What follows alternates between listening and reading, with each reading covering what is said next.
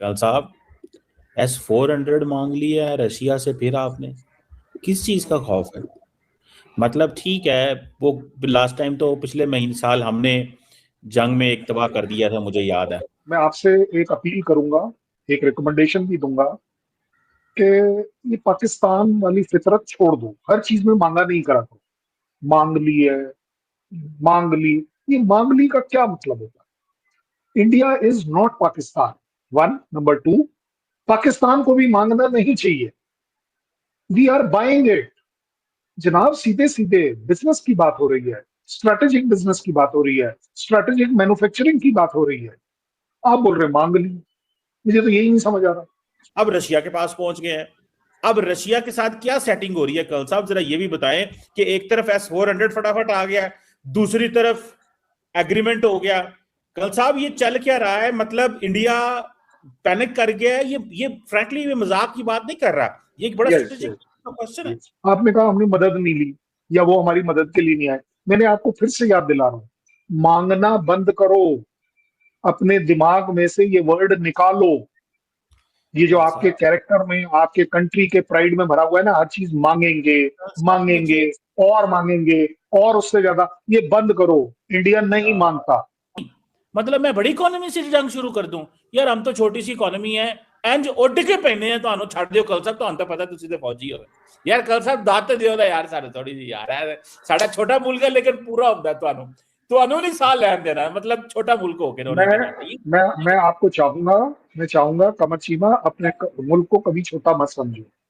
आप जब अपने मुल्क को छोटा समझते हो ना, तो छोटी बात करते हो। आप बात करते हैं ना, छोटी आप बात कहते हैं कर रहे छोटा हो मुल्क है आप। इन्होंने इंज आप कर अपने दिया। मुल्क के बारे में छोटी बात कर रहे हो। मैं अब आपको अपने मुल्क की बड़ी बात पूछी थी मैंने आपसे। आप जान दे दोगे लेकिन जवाब नहीं दोगे, ये तो।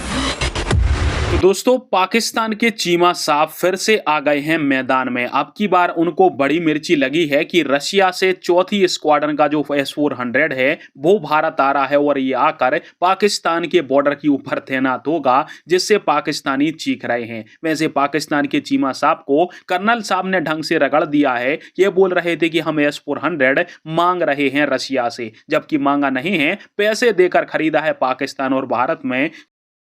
बड़ी मेहरबानी। कल साहब S-400 मांग लिया है रशिया से, फिर आपने किस चीज का खौफ है? मतलब ठीक है, वो लास्ट टाइम तो पिछले महीने साल हमने जंग में एक तबाह कर दिया था, मुझे याद है। और आपको पता होगा पाकिस्तान के वजीर आजम ने उस पायलट को, उस एयरफोर्स ऑफिसर को, जब उसको तमगा आई थिंक जुर्रत मिल रहा था, तो उसको कहा था भैया ये है वो बंदा जिसने इंडिया का S-400 को तबाह किया था। मैं आपसे एक अपील करूंगा, एक रिकमेंडेशन भी दूंगा कि ये पाकिस्तान वाली फितरत छोड़ दो। हर चीज में मांगा नहीं करा करो। मांग ली है, मांग ली। ये मांग ली का क्या मतलब होता है? India is not Pakistan. One, number two, Pakistan को भी मांगना नहीं चाहिए। We are buying it. जनाब, सीधे सीधे बिजनेस की बात हो रही है, स्ट्रेटेजिक बिजनेस की बात हो रही है, स्ट्रेटेजिक मैन्युफैक्चरिंग की बात हो रही है। आप बोल रहे हैं मांग ली। मुझे तो यही नहीं समझ आ रहा। सो थोड़ा सा ना स्ट्रेटेजिक मेंटालिटी में चेंज आना चाहिए पाकिस्तान में। और मैं चाहूंगा उसमें आप लीड करें पाकिस्तान को, कि ले रहे हैं, डिमांड करी है, तो ऑर्डर मांग प्लेस लिया किया है, है। मुश्किल में है ना, मांग लिया। मुश्किल में मांग लिया होता है, मुश्किल में होना, स्ट्रेस में होना, परेशानी में तो होना। ठीक है, ठीक है, वो तो आपकी मतलब बात। ये है। इसका मतलब, इसका मैं मतलब, इसका आप मतलब, इसका पैनिक में हैं, मतलब, अगर आपके प्राइम मिनिस्टर साहब कहते हैं कि मैंने कटोरा लेकर अब घूमना बंद कर दिया है, मैं मांग मांग के तंग आ गया हूं, तो उसका मैं बुरा मानूंगा या अच्छा मानूंगा? मुझे नहीं देखिए, लगता कि अच्छा मानूंगा। मैं ये कहता अच्छी हूँ बात आप नहीं करी उन्होंने। कल साहब आप जो मर्जी बात करें, मैं आपको नहीं मना करूंगा। मैं मैं नहीं आप कर रहा। सुने तो सही ना, आप जो हाँ, मर्जी बोलो। आर्गुमेंट दें, जो मर्जी आर्गुमेंट दें, मैं आपको ये नहीं कहूंगा। मैं तो ये सिर्फ कह रहा हूँ कि पैनिक क्यों है इंडियन फौज के अंदर, हाँ, कि वी विल डिस्कस फटाफट दैट। और कहा कि ये जल्दी दें, क्योंकि वो बहुत देर से आपको नहीं दे रहे थे।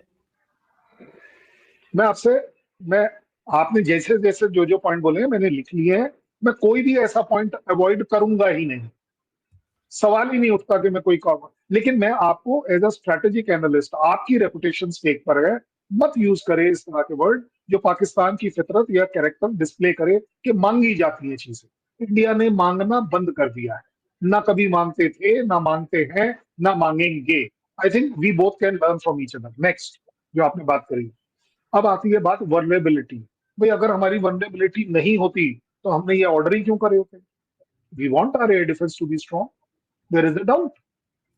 और एक बात बता देता हूँ, एक और आपके लिए स्ट्रैटेजी, आप अपने एयरफोर्स, नेवी, आर्मी तीनों को सिखाइए ये बात आपके तरफ से। ये जब आप हाई हेडेड हो जाते हैं ना कि कोई वर्नेबिलिटी नहीं है, तो फिर यही प्रॉब्लम होती है जो आपके साथ हर बार होती है। उन्हें लगता था, आप उन्हें कैलकुलेट करके बताइए कि नहीं जी नहीं, बांग्लादेश, ईस्ट पाकिस्तान कोई छू नहीं सकता हमें, तो भाई साहब क्या हो गया?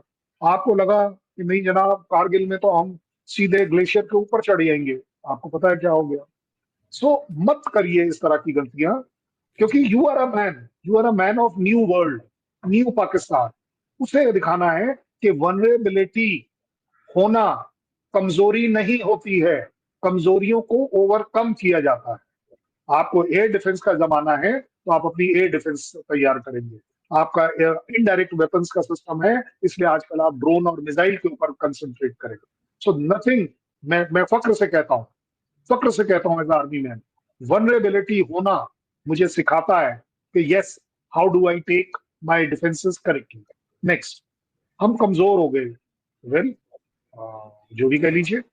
आपको लगता है अगर हम कमजोर हो गए तो हमारे तो एयर चीफ का स्टेटमेंट ऑन रिकॉर्ड है कि अगर आपको लगता है कि हम कमजोर हो गए हैं तो अगली बार आप उतनी ही धड़ल्ले से आने की कोशिश करेंगे, and well we will show you what is the surprise factor in that. उसमें आपको दिख जाएगा। उससे भी बड़ी बात, मुझे एक बात बताओ, सही बताना, अमन चीमा साहब दिल पर हाथ रखते, सच्चाई के साथ, ईमानदारी के साथ, लास्ट एक साल में कौन सा ऐसा यूएस का चीफ है या कमांडर है जो आपके यहाँ विजिट करके गया हो? If you can remember. चलो एक साल थोड़ा ज्यादा हो जाएगा इसलिए शायद, चलो पिछले 10 दिन का ले लें, पिछले 15 दिन का ले लें। रशिया से नहीं, मैं आपको क्रिटिसाइज नहीं कर रहा, मैं क्रिटिसाइज नहीं कर रहा। जी बोलिए। करें। अगले दिन रशिया से डिफेंस एग्रीमेंट कर लिया, अभी जिस अमेरिका के साथ किया था वो तो आपकी मदद को आया कोई नहीं था। अब आप भागे हैं रशिया के पास कि अब देखो हम इतनी शिप यहाँ पे खड़ी करेंगे, इतने जहाज खड़े करेंगे, इतने फौजी यहाँ पे लेके आएंगे।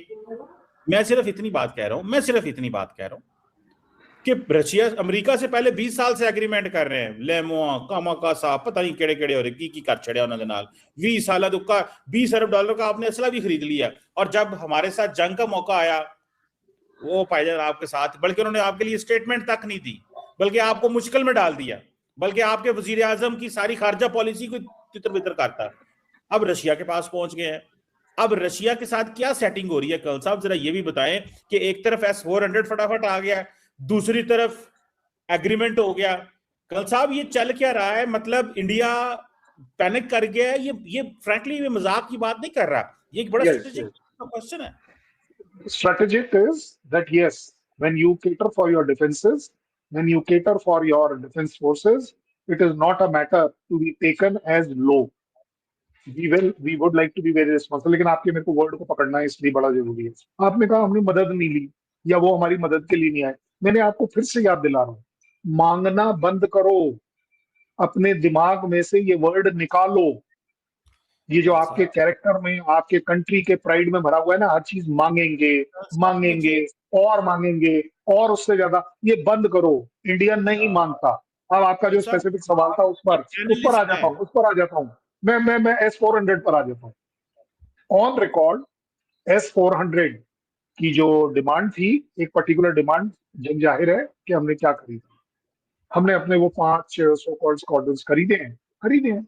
हमारे 3 स्क्वाड्रन आ गए थे, चौथा स्क्वाड्रन इसलिए डिले हो गया था क्योंकि उनका यूक्रेन प्रॉब्लम स्टार्ट हो गया, उस वजह से डिले हो गई। तो 5वां स्क्वाड्रन हमारे को 2026 में उन्होंने प्रॉमिस किया है। आप नहीं समझोगे इन सारी चीजों को डिले होना डजंट मीन कि समबडी इज पैनिकिंग। ना रशिया पैनिक कर रहा है, ना इंडिया पैनिक कर रहा है। एक स्टेप है, हम एक्सपेक्ट करते हैं कि हमारी 5वां स्क्वाड्रन जो है वो नवंबर 2026 में आ जाएगा, लेकिन अगर वो दिसंबर में भी आया तो ऐसी कोई पैनिक की बात नहीं है। इसलिए मैं आपको समझा रहा हूं कि मदद और मांगना वाले कैटेगरी में हम आपके ना है। अब आखिरी बात, आपने जो एग्रीमेंट कही है, एग्रीमेंट पॉसिबल नहीं है ना। मैं ये क्या नहीं है, क्या नहीं है डिफेंस, क्या नहीं है? आपका डिफेंस सॉवरन नहीं रहता ना। जब फॉर एग्जांपल एक न्यूक्लियर कैपेबल मुल्क होने के नाते जब आपको बाहर जाके मदद लेनी पड़े और वो मुल्क आपके साथ ना खड़े हों, मिसाल के तौर पे हम तो चाइना के आयरन क्लैड पार्टनर हैं, ऑल वेदर फ्रेंड है, एक ही मतलब हम कहते हैं कि जिस रूम में हम बैठे हैं चाइनीज नहीं ना बैठे हुए, चाइनीज भी उधर हैं, जिस रूम में चाइनीज नहीं है हम नहीं बैठे हुए, हम भी वहीं पे, मतलब हमारा तो ताल्लुक ये है ग्लोबल लेवल पे, ठीक है। हर हमारे मुल्क की जो एम्बेसी है वो एक्वाडोर में भी है, जहां पे भी दुनिया में है वो चाइनीज के साथ मिलकर काम करती है, हमारी पार्टनरशिप है। मैं कहता हूं आपका क्या है यार, मतलब आपकी, मुझे तो आपका दुख खाई जा रहा है, मुझे तो तकलीफ इस चीज की हो रही है कि अरबों डॉलर पहले अमेरिका को दे दिए, मुश्किल वक्त में आपके साथ नहीं होता, अब रशिया की तरफ भागे हैं, और एक तरफ रशिया से वो कहते हैं कि जी हमने अमेरिका के लिए रशिया से तेल लेने भी बंद कर दिए, ईरान से भी तेल लेने बंद, अब उस यार कल सब आप एक बात छोड़ दे यार, मैं सच्ची बात है परेशान हो रहा हूँ, इतनी कंफ्यूज फॉरेन पॉलिसी, इतनी कंफ्यूज नेशनल सिक्योरिटी डायरेक्शन है, मतलब what's going on in your country, मतलब is there any soul searching going on, मतलब मैं भी जान पाकिस्तान पाकिस्तान का परेशान होना बनता है, मैं एक्सेप्ट करता हूं। आपका कंफ्यूज होना भी बनता है, ये भी मैं एक्सेप्ट करता हूं, क्योंकि क्योंकि ये दो चीजें उस हर आदमी के पास होगी, हर कंट्री के पास होगी जिसमें दिमाग नहीं है। जिसके पास दिमाग होगा ना वो परेशान नहीं होगा, जिसके पास दिमाग वो कभी भी कंफ्यूज नहीं होगा, क्योंकि वो डिफेंस की जैसी चीजों को कंफ्यूजन में नहीं ले जाएगा। आपने जो बात करी है, आपने एक बड़ा अच्छा सा वर्ड सा दुख हुआ है, well good, I am very happy कि आप दुखी हैं। मुझे नहीं समझ आ रहा कि दूसरे के सुख में आपका दुख कहां से आ गया, तो that me amounts to hatred, जो मुझे नहीं लगता आपको अच्छी आपको लगती है। मिल रहा है, आप और सुखी हो सोवरेन गए। Sovereign sovereign sovereign sovereign is very important because that's a strategic word, that's a strategic word. मेरी सोवरेनिटी अगर वो है तो ना कभी किसी के मांगने पर है, ना कभी किसी से मदद लेने पर है। We stand on our feet. मैं और इसलिए मेरे प्रॉब्लम है ना, आप नहीं समझेंगे एज अ पाकिस्तानी, क्योंकि आपकी अपब्रिंगिंग इस तरह की रही है कि हर जगह मांगो, मदद लो, हर एक चीज पर डिपेंडेंट रहो। आज आप खुद खुद कर कह रहे हो, कितनी गलत है बात पाकिस्तान के लिए, कि एक उनका स्ट्रेटेजिक थिंकर कह रहा है कि हमारा तो टोटल डिपेंडेंसी चाइना पर है। आज से 6 दिन पहले या साल 2 साल पहले पार्टनरशिप आपकी का है, टोटल डिपेंडेंसी जो थी वो पार्टनरशिप का अमेरिका है, पर थी, डिपेंडेंसी नहीं का अमेरिका यार, पर थी इससे पहले। आपको नहीं नहीं अंग्रेजी नहीं नहीं, मुझे एक बात नहीं समझ आ रही, आपकी डिपेंडेंसी सोवरेनिटी अपने ऊपर कब थी? ये तो अब आपके ऊपर सबसे बड़ा जो थप्पड़ लगा है वो ये लगा है कि ईरान ने क्या बोल दिया। नहीं नहीं नहीं नहीं अच्छा नहीं, एक कैसे? मिनट एक मिनट भाई जनाब, मैं आपको बड़ा अच्छा मान रहा था और मैं चाहता था कि आप ये जरूर सुने, ये बड़ी जरूरी बात है, क्योंकि ईरान ने जो आपने बोला ना, ईरान से हम तेल नहीं लेते, हम तो तेल ले रहे हैं। आपको किसने कहा हम नहीं ले रहे? आपकी इंफॉर्मेशन गलत है। आप कह रहे हैं कि रशिया से हम तेल नहीं ले रहे, हम तो ले रहे हैं, साहब हमने आप तो कह कभी रहे नहीं हैं रोका। राम माधव अमेरिका में क्या क्या है, हमने लेना छोड़ दिया, आपके अच्छा कहने चलो राम माधव पर आ जाते हैं, मैं राम माधव पर आ जाता हूँ। अरे he is a dear friend, इसलिए मैं कह पाऊंगा। कौन है राम माधव? कौन है राम कोई भी माधव? नहीं है, कोई वैल्यू नहीं है। ना ना ना, मैं आपसे पूछ रहा हूँ, क्योंकि आपकी नॉलेज जो है ना वो बड़ी शैलो होती है, तो मैं इसलिए मुझे कहता पूछना हूँ, पड़ता है, फिर मुझे मैं आपके लेवल पर नीचे आकर आपको उठाना है ऊपर। कौन है मैं राम माधव? बोलिए मेरी बात बोलिए। सुने, फॉर एग्जाम्पल जरा सुन ले, मुझे पता है कौन है, आज वो जनरल सेक्रेटरी रहा है आरएसएस का, मेरी बात सुने, मुझे रहा है, मेरी गुड, बात तो वेरी सुन नाइस, लेना, बात तो सुन आई लेना आई मेरी। Compliment you. रहा है, आगे बढ़िए। मैं कल साहब हम आपको स्टडी करते हैं इंडियंस को, हमें पता है यार आप क्या हैं यार, आपका था कौन है कौन है और होगा कौन, उसका भी हमें पता होता है। जरा सुन ले बात। तो बताओ, मैं चलो राम माधव के बारे में बताओ। यार सुने तो सही ना, वो देखिए हाँ राम माधव जो है वो आरएसएस का एक स्ट्रेटेजिस्ट है, एक थिंकर है, वो एक एक पूरा पर जिसे आप कह लो अब एक आइडियोलॉग है, उसको चीजों की समझ है, उसने बहुत देर चीजें चलाई हैं। मुझे बात बताए, आरएसएस ने कॉन्फ्रेंस की हेडसन इंस्टीट्यूट के साथ अमेरिका में, ठीक है, उसको एज ए स्पीकर लेके गए, मेरी बात सुने, एज ए स्पीकर लेके गई ना आरएसएस उसको, ठीक है जी, जब स्पीकर लेके गई, सो देखे ना कल साहब, बात तो आप सुन लेना, स्पीकर लेके गई ऑन द मैं तो बिहाफ ऑफ, बोला ही नहीं, वो इंडिया के लिए बोल मैं तो रहा था बोला ना, ही नहीं। वो कहता है कि मैं अमेरिका से और तल्लुकात और अच्छे कैसे करूं, मैं रशिया से भी नहीं तेल लेता, मैं इससे भी नहीं लेता, और मैं आपको कैसे खुश करूं भैया अमेरिका भैया। कल साहब यार आप खुदाई कसम, हम आपसे छोटा मुल्क हैं, डंके की चोट पे बात करते हैं यार, खुदा की कसम किसी की जुर्रत है मां के लाल की, क्या बातें करते हैं यार। ऊपर मतलब वो जयशंकर साहब थे, वो चाइना को दी स्मिता प्रकाश को, तो उसने कोई बात की तो उसने कहा do you think I should pick a fight with the bigger economy, मतलब मैं बड़ी इकोनॉमी से जंग शुरू कर दूं। यार हम तो छोटी सी इकोनॉमी है, एंज उड़ के पहने हैं तो छड़ दियो कल साहब, तो पता तुसी ते फौजी हो यार, कल साहब दात दियो ना यार, सारे थोड़ी जी यार है साडा छोटा मुल्क है लेकिन पूरा होता है ਤੁਹਾਨੂੰ नहीं साल लैन देना, मतलब छोटा मुल्क होके रोने के नाते। मैं आपको मैं चाहूंगा कमर चीमा, अपने मुल्क को कभी छोटा मत समझो। आप जब अपने मुल्क को छोटा समझते हो ना तो छोटी बात करते हो, आप बात करते हैं ना, छोटी आप बात कहते कर हैं रहे छोटा हो, मुल्क है ना, आप अपने मुल्क के बारे में छोटी बात कर रहे हो। मैं अब आपको अपने मुल्क की बड़ी बात पूछी थी मैंने आपसे, आप जान दे दोगे लेकिन जवाब नहीं दोगे, ये तो मुझे पता था। मैंने आपसे पूछा राम माधव कौन है या कौन था या कौन होगा जो आपने कहा है, मुझे उसका आंसर चाहिए। अगर तो दोस्तों पाकिस्तानियों की वैसे एक बात है कि ये लोग बार बार झूठ बोलते रहते हैं और उस झूठ को सच साबित करने में लग जाते हैं। पाकिस्तानियों के पॉइंट ऑफ व्यू से आप देखोगे तो चीमा साहब ये मानते हैं कि ऑपरेशन सिंदूर में पाकिस्तान का बाल भी बांका नहीं हुआ, भले ही आज जो पाकिस्तान के 9 एयरबेस हैं उनको आज तक पाकिस्तान रिपेयर नहीं कर पाया है। सैटेलाइट इमेज पाकिस्तान की दुनिया ने मुंह पर फेंक के मारी हैं कि देखो ये तुम्हारे 9 एयरबेस उड़ गए हैं। ऊपर से रही बात S-400 की, चीमा कह रहा है कि S-400 हमने रसिया से इसलिए लिया क्योंकि S-400 हमारा एक तबाह हो गया था। तो पीएम मोदी ने उसी समय इनके मुंह पर एक करारा तमाचा मारा था जब ये लोग हमारे एयरबेस के ऊपर पीएम मोदी ने एक फोटो डाली थी। ये लोग बोल रहे थे कि S-400 तबाह हो गया, जबकि पीएम मोदी S-400 के साथ फोटो खिंचाकर आए थे। अब बात करें कि S-400 के बारे में क्या है बात कि वो क्यों भारत आ रहा है। तो भारत ने S-400 की डील करी थी, ये S-400 हमें 2024 से 2025 तक डिलीवर हो जाने थे, पर रशिया यूक्रेन की लड़ाई के कारण 5 में से 3 S-400 तो आ गए, पर 2 जो थे वो हो गए थे डिले, क्योंकि रशिया को खुद इस समय S-400 की जरूरत है, इसलिए वो भारत को एक्सपोर्ट नहीं कर रहा था। और इसी कारण से ये जो 2 स्क्वाड्रन है वो 2026 के लास्ट तक रशिया ने भारत को देने की बात करी थी।